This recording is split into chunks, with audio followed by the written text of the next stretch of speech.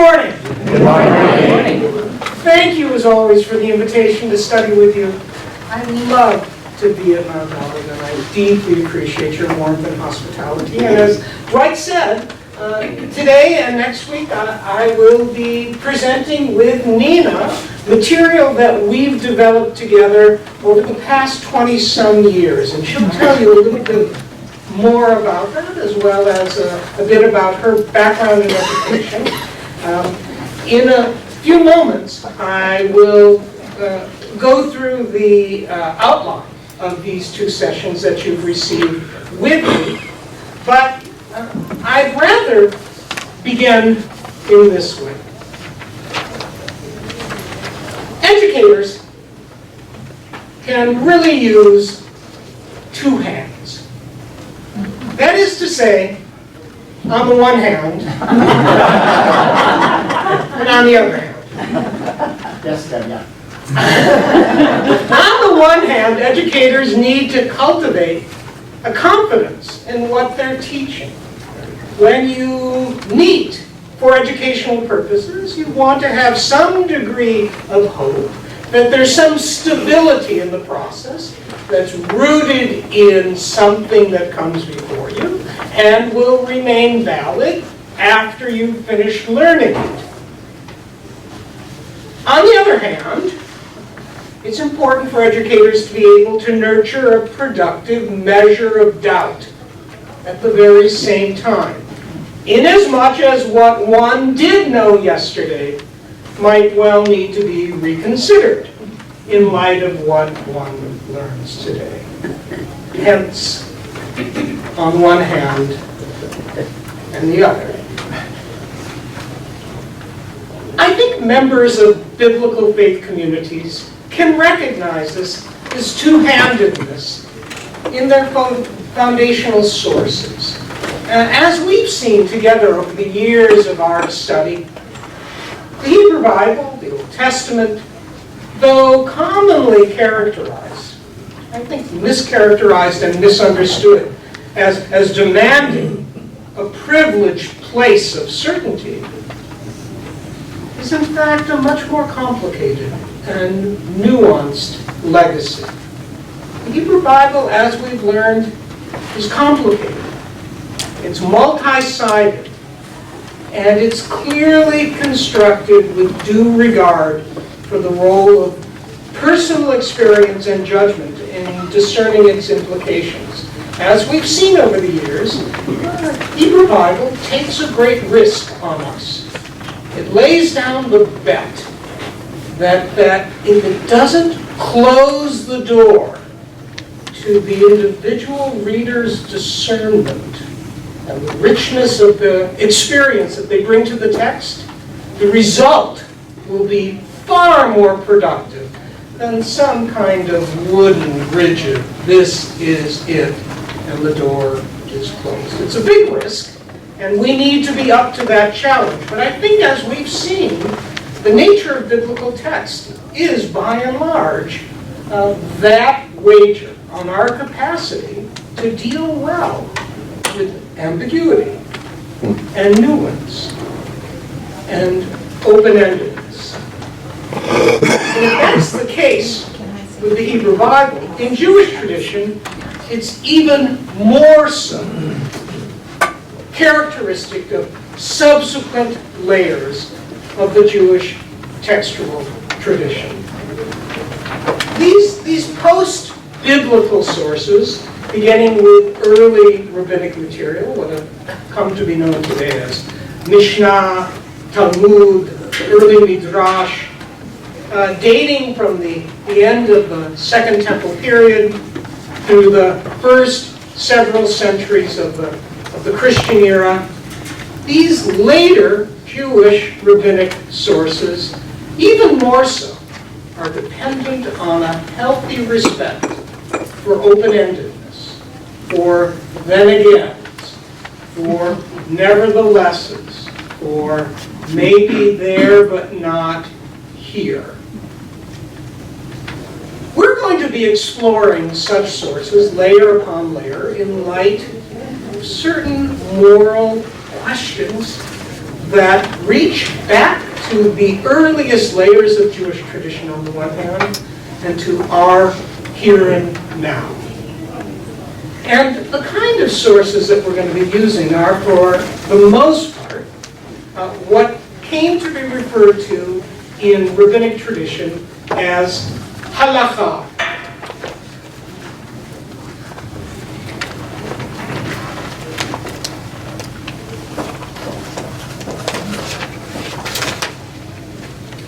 Halakhah literally means a way.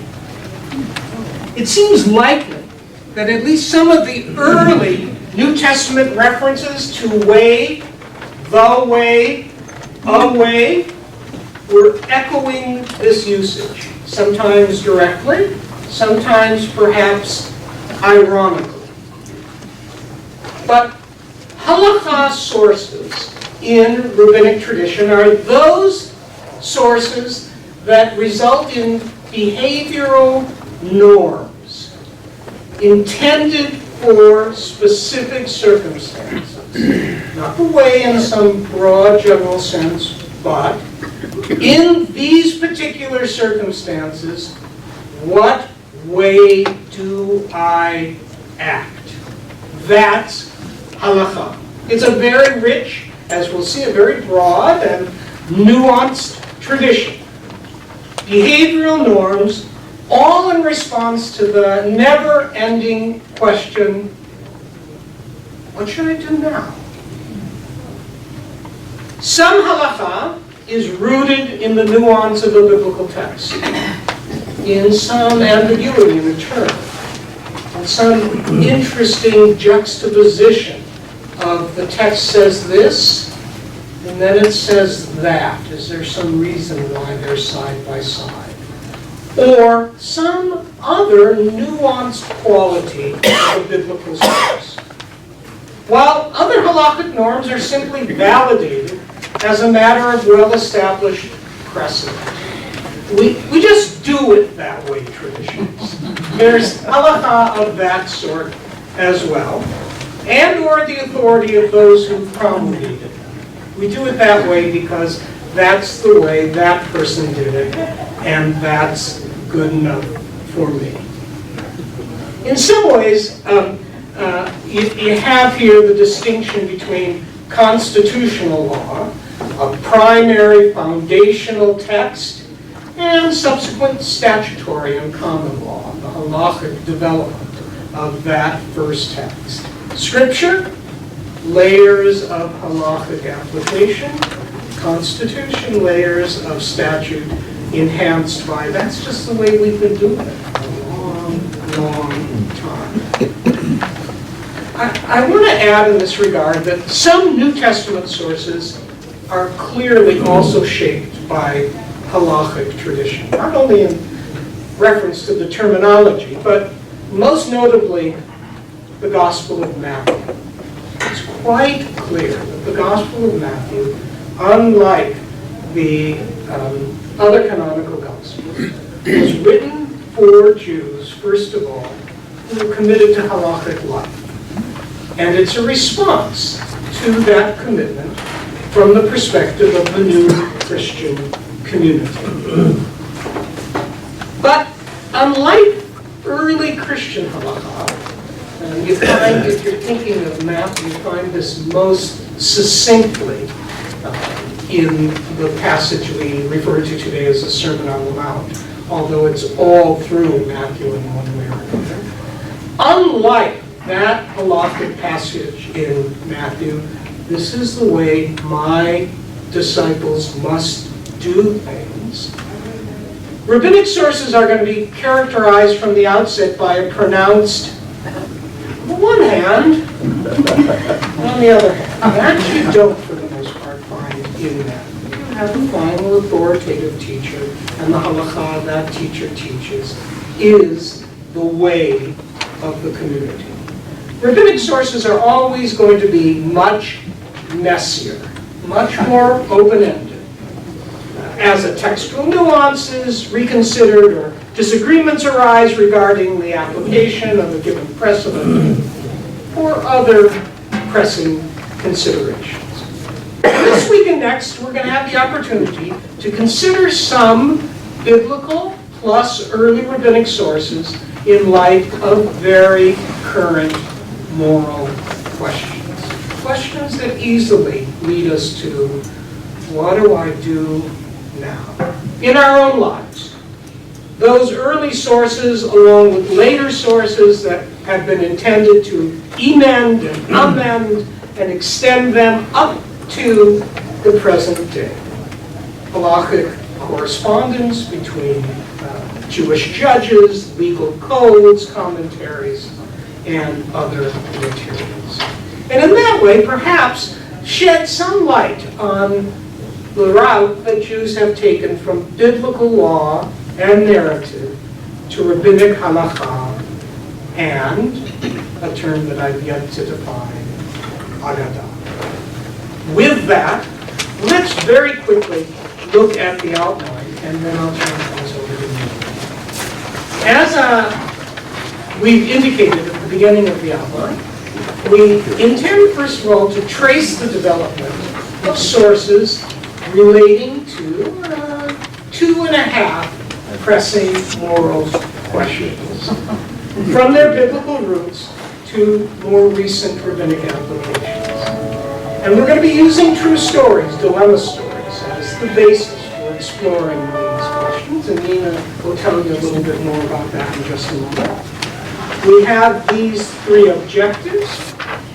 If you're interested in doing any more outside reading, the one source that I've suggested, I recommend strongly, but it's challenging. It's difficult reading, but rewarding. But if you have the time and interest, Dorff and Newman's Contemporary Jewish Ethics and Morality is a very, very nice resource. In our study together, we've begun to learn a little bit about the sources we'll be studying, the relationship to early Christian sources, and Nina is about to tell you something about moral dilemmas and the dilemma stories we've chosen. The balance of the outline is the particular themes we intend to look at together. A story that raises the issue of kavod and yirah, biblical Hebrew words that I haven't translated yet, because everything depends on thinking about them anew, apart from the conventional translations of the terms that you might already be familiar with, which is classic rabbinic method. Let's think of this value concept once again a little more carefully. Our second story has to do similarly with the value Halakhah, and our third story, which we intend only to introduce next week, with what is a nefesh. Our hope is that by the time we conclude, we'll have some opportunity to not only reflect on the process that we pursue, what happens when we try to think through a moral problem, not simply between one's own 2 ears, or even among a group of friends, or a larger group of study partners, but through 100 generations of reflection. What happens when you pursue that process? And then something about the quality of the outcomes that can be expected as a result. So with that, I'll turn to you.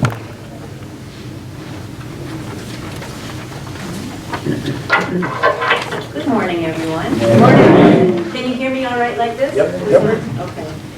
Well, I have been fortunate to visit your congregation many times. I've never been on this side of the podium. Just a little bit unsettling. But I do know I'm among friends because you have been so gracious to me as to Earl over all these years, so we really, really appreciate that, your extreme warmth and graciousness and friendliness, so we thank you for that. And as I said, take a deep breath and feel at home once again here. You asked for a little bit of introduction of me, besides being the person who comes with Earl every time, which I have been for many years, 36 years in fact, that we've been married. My own background, my educational background is in adult and continuing education, and I worked for many years, most of those 36 years, at a large congregation now in Minneapolis called Aggadah, a large conservative Jewish congregation, as their adult learning director. And I take my greatest joy and most of my time now in being a grandparent, and a very active grandparent. We have children who just moved back to the Twin Cities this year with little ones that fill our hearts, and working at a bakery, which was, for years I said, that's my retirement job. So, enough about me, but let me tell you about our stories. Starting in about 1998, Earl and I began together to collect true stories of ethical dilemmas that were faced by a wide variety of people who, what they had in common was that we knew them. They were our friends, family members in some cases. We spoke to local rabbis, business owners, social workers, office workers, attorneys, a whole gamut of people. And our goal was to hear moral dilemmas that arose from real life situations and which challenged the people who were involved. And you know what a dilemma is. The challenge of a dilemma is that you're torn. Why are you torn? Because there are good values on this side, and to use Earl's other hand, also on this side. So the values can sometimes clash with each other, and that's the nature of a dilemma. How do we sort that out? And those are the kinds of dilemmas that we want to begin to look at with you today. We started collecting these dilemmas because we had learned in our teaching experience, both of us, that it's often useful in a group setting to engage with true stories, stories that have credibility and that might be like our own stories, but without having to divulge our own stories. So it's easier to talk about other people's stories as we're thinking about our own, and we hope that some of that will take place for you in these coming weeks. So since that time that we collected the stories, we've utilized them in a number of teaching settings. Always partnering with Jewish sources, relevant Jewish sources, as we will do today and next week, that we hope will help to broaden, to deepen, and to clarify the issues. And in fact, we're teaching it in two settings right now. Last week we began a class at the Talmud Torah of St. Paul, the Jewish Community School of St. Paul for high school students. And some of what we're going to discuss in our sessions with you, we're also talking about with these high school students. So as Earl said, with the sources, we're going to consult ourselves in a group. We're going to consult these many generations of sources that go way back, people who have thought about these issues. And we'll tell you a little bit about what the high school students think too. And with your permission, we'll take back to them some of what you think. So many of the stories we've collected have revolved around issues of family. That's an obvious one. Obligations within families. Another core issue has been money. Priorities in the use of money. Fairness. Understanding equity and inequities in the workplace, etc. And a third major topic has been what we call loose talk. Appropriate speech. White lies. Gossip, as opposed to emotionally satisfying information sharing, etc. And so the title of our talk, of our class in St. Paul at the Talmud Torah is actually Family, Money, and Loose Talk. Yeah. This is our notebook of stories. This is one of the most precious things that we own. It's in this precious collection, in my scrawl here that I can read, are the conscience-challenging, sometimes agonizing, precious stories which we were privileged to hear from all of these people. So many people poured out some of their deepest personal dilemmas in the hope that they might be useful to others, because they knew that we wanted to go on and use them. And so we honor this book and the effort and the trust it took for the contributors, and I just wanted to show it to you. And a few of the examples, if you were to page through this book, which I'll never let you do, from a business owner. When may you tell your employee to lie? For example, to say, tell so-and-so I'm not here. That's kind of a white lie. We know about lying. From an office manager, how do I report, should I report a director who's charging airline tickets and other items for his family on his business account? This person was agonized about that for many months. What if the report, if I make a report and the report will cause him to lose his job? And his job is of enormous value to the community, and he's really, really excellent at it. What if the report might increase anti-Semitic prejudice in the larger community because the person I'm talking about is Jewish? Cause her great pain. Here's another example in here from a married couple sitting together with us. Is sharing information with one's intimate spouse whom you tell everything to, is that a violation of confidentiality? I tell my spouse everything I can tell them this. So those are some of the examples that you would find here. In our class at Talmud Torah, Earl and I began by asking the students what sort of moral dilemmas they thought most challenged their friends and others around them. And one dilemma emerged consistently, and that was related to the consequences of participating in social justice protests. The consequences.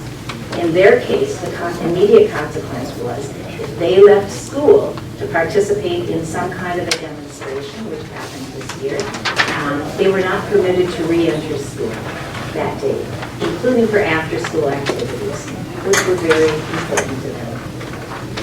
So that's the kind of dilemma we heard from them. And in fact, we had been planning all along to explore a dilemma about protest with them, and as we'll see next week, with you as well. So let's look at today's dilemma,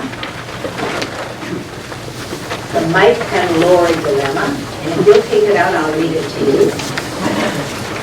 We probably won't talk a lot about it today, except with the use of the sources, but let's get started.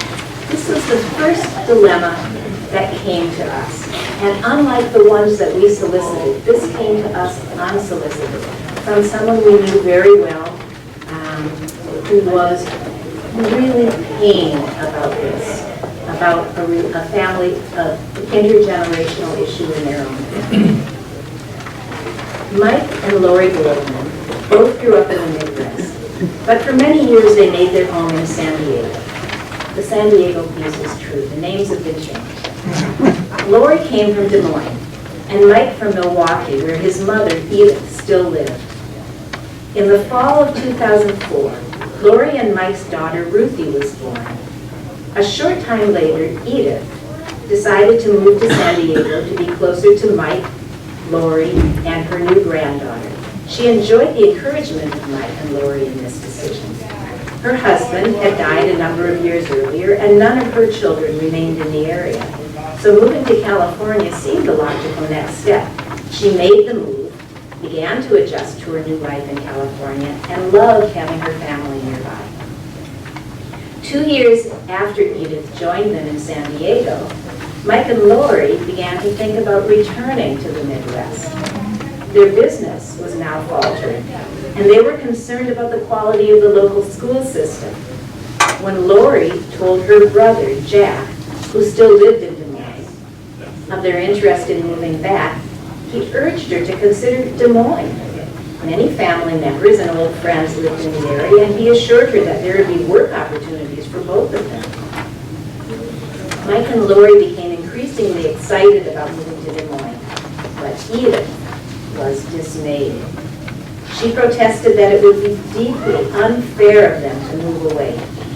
She didn't think she had the resilience to move once again, and would thus be left alone in what remained a relatively new place. Mike and Lori found themselves caught between their excitement at the possibility of a fresh start in the Midwest and Edith's panic that she would be left once again without family, but this time older and a Midwestern fish out of water in California. Mike and Lori felt truly torn between their needs and those of Lori's mother, who begged them not to leave. With mixed feelings, they decided to make the move to Des Moines, while Edith stayed in California. So let me ask you, and maybe we'll just have a show of hands. Did Mike and Lori make the right decision? Who thinks so? Okay. And on the other hand, did Mike and Lori make the wrong decision? Anyone think so? They both twice. Well, it's interesting to see a group of essentially this generation. In our Talmud Torah class, which was teenagers, they were not so clear. They were mixed about it. So I'll leave that with you.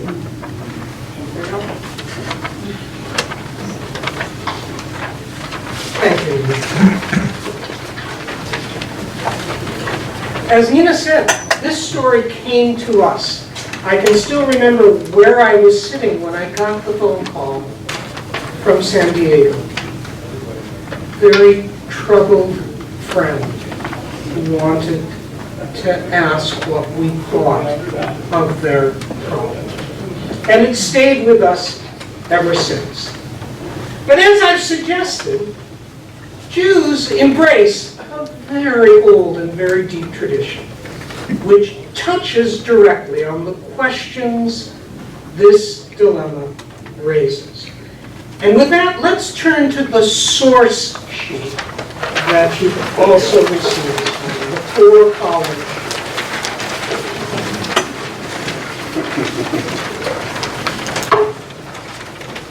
The sources are arranged roughly in chronological order. Tanakh is a traditional Jewish term for Hebrew Bible or Old Testament, followed by early rabbinic sources, followed by medieval material, and then from the 16th century and later. You have in front of you about 10 of what I would guess are roughly 10,000 possibilities. I've chosen them carefully with the hope that they represent the dominant strains of the material. But I want to emphasize that Jews historically have taken this process very seriously, and the result has been the development of a very rich and broad and deep legacy of reflection on the kinds of questions we're about to explore. By and large, almost always beginning with something biblical. You can guess, I would think, what Exodus 20:12, if the numbers don't immediately ring a bell, what that must be.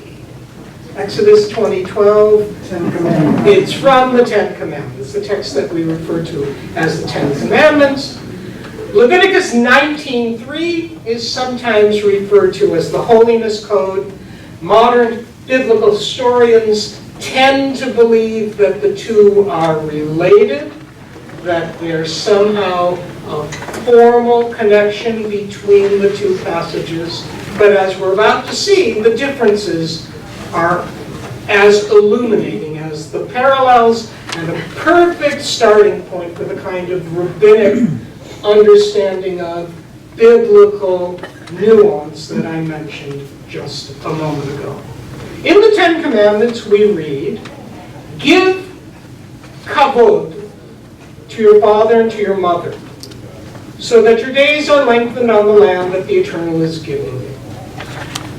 As you see, I haven't translated yet the word kavod, but what is the word typically in English? Honor. And how would you describe what the word honor connotes?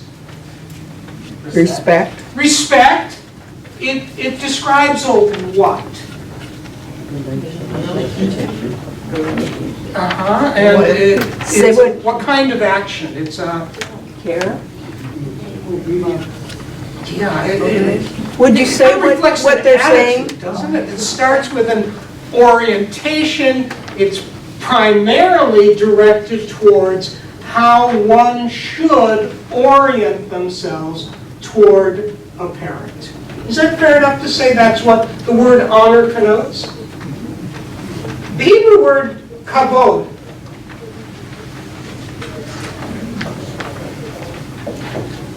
comes from a root that means heavy. Heavy. Now, I would expect that of the various connotations you'd associate with honor, heavy wouldn't immediately come to mind. To give kavod seems to suggest in some way something having to do with weight. The second passage from Leviticus. Your mother and father, each of you must give them yir'ah, and you must keep my Sabbaths. I'm the eternal your God. Is anyone here by any chance familiar with the passage in Leviticus and the typical English translation of the word yir'ah? When it refers to the comparable orientation toward God, it's typically translated as fear. Once in a while, reverence. Something of a mix of the two. If the Hebrew in the Exodus passage suggests weight, and what looks like a comparable, at least parallel passage in Leviticus suggests fear, what would later rabbinic sources make of this hand and that? Which leads us to the second column. The first source that I cited in the second column is not Halakhah. This is a source that's traditionally referred to as Aggadah. Aggadah is a Hebrew Aramaic term meaning talk. Among early rabbinic authorities, there was an understanding that you can't say everything you need to say in halakhic terms. It can't all be reduced to law. Sometimes you just have to reflect. Sometimes you just have to tell a story. Sometimes there's an example or a parable or an aphorism that captures what you need to say in addition to the halakha that you're attempting to determine. This passage comes from the middle of the 2nd century. Shimon Bar Yochai was a very prominent rabbinic figure of the period. And here, he simply muses, reflects on the whole business that we are now immersed in. And he says, the most difficult of all the commandments is give kavod to your father and your mother. That's an interesting reflection from a mid-2nd century rabbi, a guy who lived at a time of horrendous Roman suppression of Jewish aspirations, of poverty, of alienation of large numbers of Jews from the tradition, of any number of pressing issues. He says, you want to talk about something hard? This is hard. So before we look any further at the halakhic sources that follow, let me just say, why would a mid-2nd century rabbi step back a moment and say, oh, believe me, I know, this is hard. The hardest. Not idolatry, not adultery, all the things that follow in the 10 Commandments. And he says, no, this is the hardest. Why?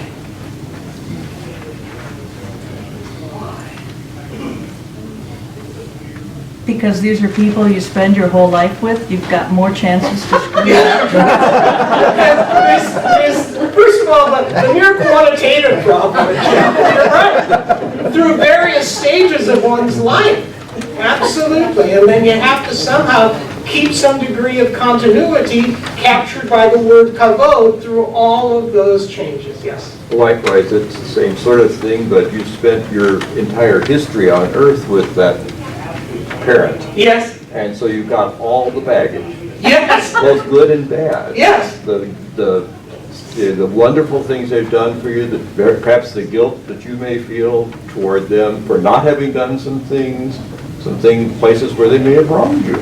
yes, yes. It's all mixed up there. Absolutely. And so, without belaboring the point, I think we can all appreciate that Bar Yochai is suggesting something we might, in some way, each of us be familiar with.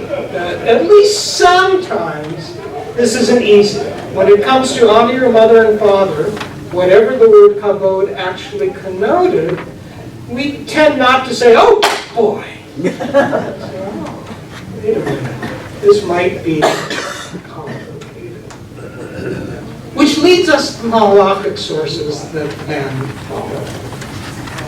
As it says, give kavod to your father and to your mother. We're reading now from Talmud, about 2 centuries after Bar Yochai. And it says, give kavod to the eternal from your plenty. Just as in the latter case, it comes out of one's pocket, so too in this case, out of one's pocket. Huh. They're comparing 2 passages. In one passage from Proverbs, it seems clearly that kavod somehow has something to do with material indications of attitude. That you bring kavod, as the passage says, from your plenty. Sacrifices, agricultural gifts. Well, the source says, if that's what kavod means when we're talking about God, it must mean what kavod means when we're talking about our parents. And that brings us back to heavy. Where is this source going with what honor your mother and father actually meant? It doesn't simply describe a positive attitude, it describes right responsibility for support. Support in practical, immediate, material ways. Making them weighty in the world, giving them some weight so that the next crisis doesn't blow them away. That's what the text seems to suggest kavod has meant all along. Immediate, practical support. What is mor'ah then? Mor'ah is a related noun to yir'ah, the noun used in the Leviticus passage. What then is mor'ah and what is kavod? Mor'ah is to not stand in their place, to not sit in their place, to not contradict what they're saying, and to not tip an argument against them. Kibud, to provide food and drink, clothing and shelter, to bring in and out. This earliest of rabbinic references says we're dealing with 2 value concepts. One, the concept of kavod, the other, yir'ah or mor'ah. The first has to do with not abandoning your parents in immediate physical ways, supporting them materially, giving them the weight they need. And the second has to do with, summarize that, not stand in their place, not sit in their place, not contradict what they're saying, and not tip an argument against them. does that seem to suggest?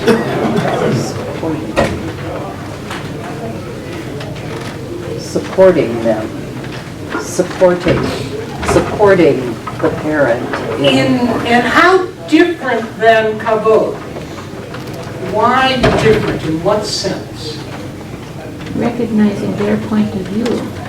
In what context does it seem to suggest? Don't do these things in public. Don't publicly embarrass your parents. Don't take their place. Don't sit in their place. Don't tip an argument they're in against them. Interestingly enough, neither of these sources say, you know, you gotta... What does the commandment in either case not seem to include? You have to... You don't have to obey them, that's right, not necessarily, and you don't have to...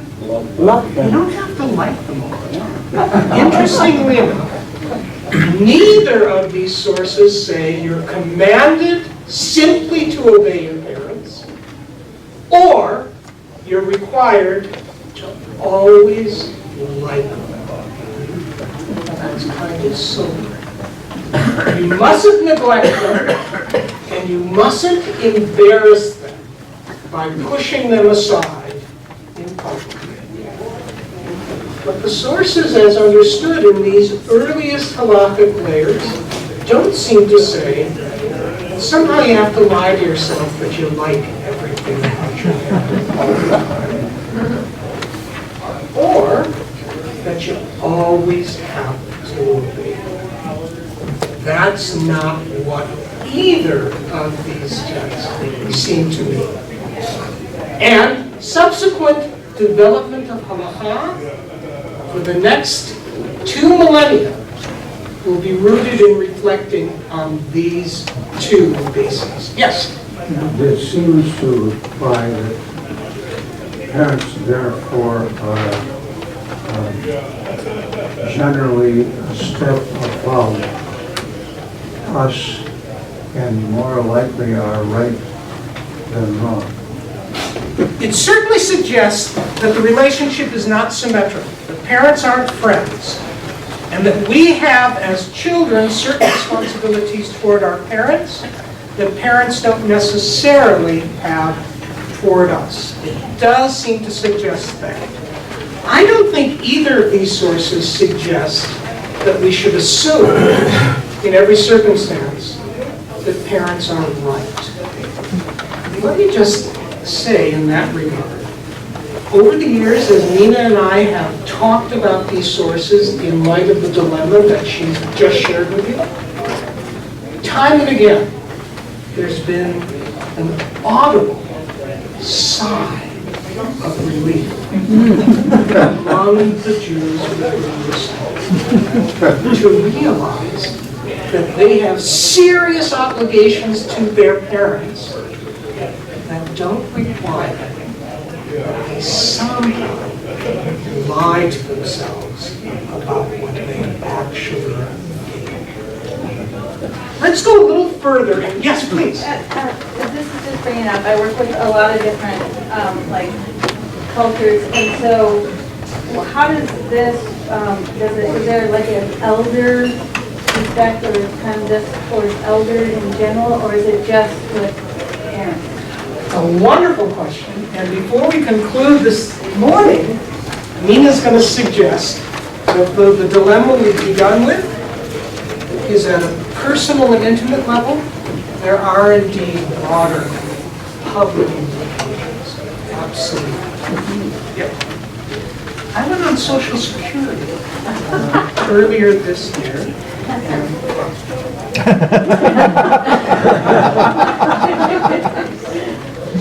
The last source that I've cited for you from early rabbinic materials. They asked Rabbi Eliezer, how far does kibbud for father and mother go? He said to them, As far as a parent taking their wallet and throwing it into the sea right in front of them, and they don't humiliate. Subsequent layers of halakhah say, whose wallet? Under what circumstance? Anybody here had any struggles with a parent more or less taking someone's wallet and throwing it into the sea and having to decide what should tell you? Don't spend that money that way? Could it be that if a father or mother tells a child to violate one of the commandments stated in the Torah, they must obey them? Done? That's why the text says, and you keep my Sabbaths. I am the eternal. All of you are obligated to my commandments. The answer is, in fact, no. The obligation to obey a parent, at the very least, goes no further than obeying reasonable expectations that don't violate broader responsibilities. Let's quickly look at the last two columns. And then I'd like to turn things back to Nina to talk through implications of these sources for the particular dilemma that we pose. From the Middle Ages, the essence of kavod is that the parent enjoys some benefit from the child's action. But if a parent tells a child to do something that does not benefit the parent, that is not included in the command kavod, then one isn't required by the Torah to defer even an explicit negative commandment. If a parent makes a demand upon you that would cause you to violate another commandment, or is simply unreasonable and has no beneficial effect, that's not covered by this commandment. It means that the material effect of caring and supporting must be real. If a parent demands something of you that doesn't lead to that, let alone leads to the contrary, that's not what the Ten Commandments are talking about. And then, from Maimonides, perhaps the most prominent and influential of medieval Jewish thinkers, writing in the 12th century, as a physician. When parents become mentally ill, one should attempt to deal with them as befits their condition until they are healed. But if it is impossible to do this, because the disorder is too severe, one may leave them and go elsewhere, leaving others to care for them as they have need. The requirement to give a parent kavod means to support and make sure they have the necessary care. But if your own personal relationship becomes so fraught and difficult that you can't, in good conscience, manage to do it yourself, then you have the responsibility to provide it through an agent. Rather than go to the last sources, I think I'm going to turn back to Nina now to briefly talk about Mike and Lori's story and then some concluding comments.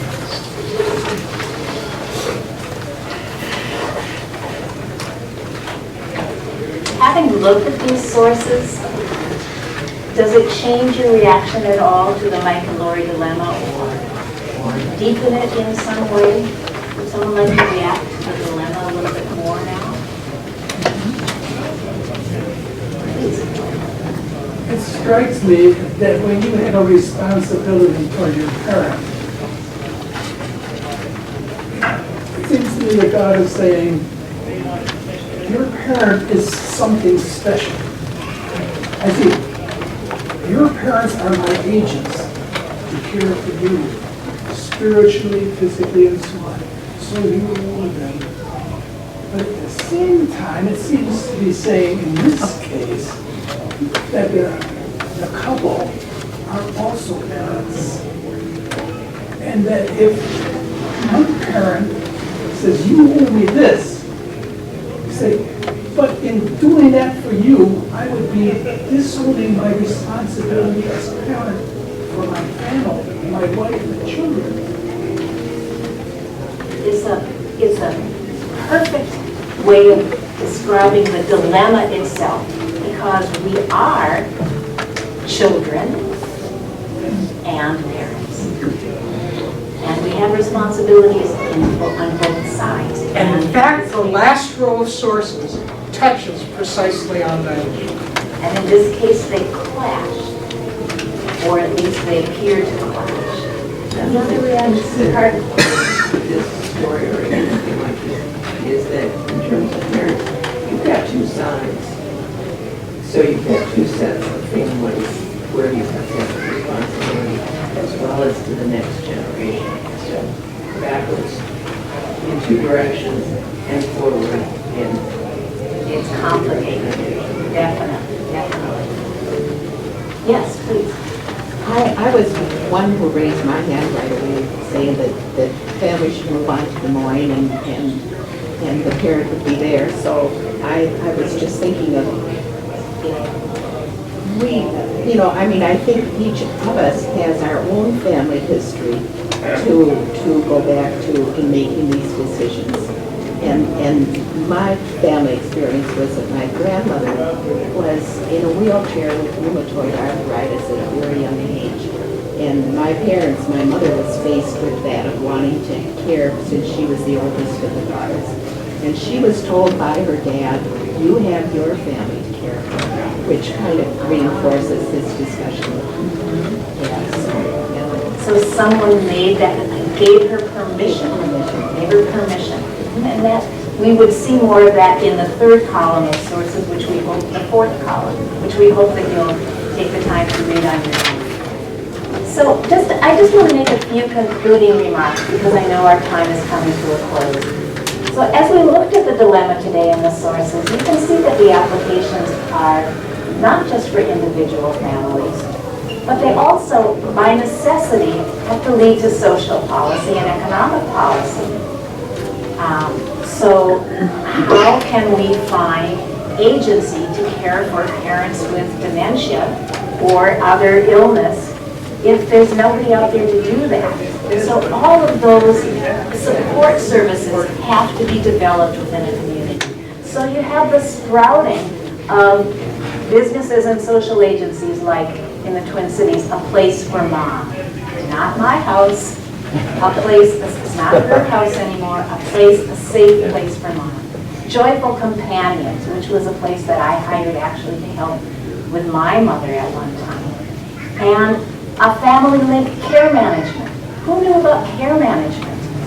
If you have a loved one who lives in, for example, Broward County, Florida, and you live here, you can contact, if you're Jewish, you can contact the Jewish Family Service in Broward County, and they have Family Link, which will provide you with the service you want and your own peace of mind from a distance.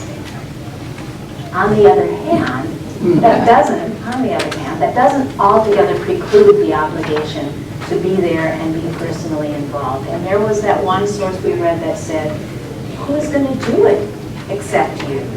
I think the other piece of that source is who can do it in the way that a child can do it. Who knows their parent and has that bond in a way that their child can do it.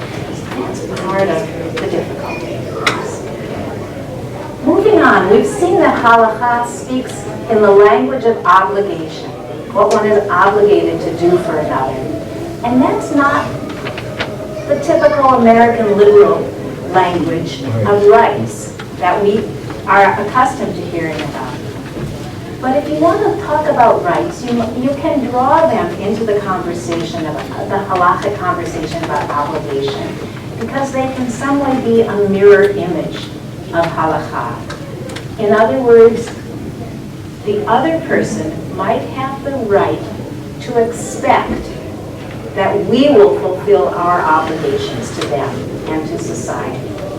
If we fulfill our obligations, then the rights appear in the cracks or on the other side of the mirror. And finally, as we've begun to see tonight, one of the guiding principles of the establishment of Halakhah is that it has to be doable. One can't saddle an individual or a community with obligations that are beyond their ability. It could be that people wouldn't be so likely to do these obligations if they weren't obligated to do them.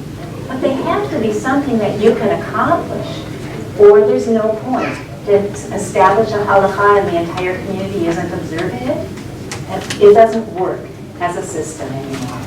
And so, the arc of the halakha is from the broadest and the most general, which we saw in the biblical passages, to gradually and situationally more and more narrowed and limited. And we'll see more of that as we continue next week in a hope to broaden our own understanding of it and the conversation. Thank you.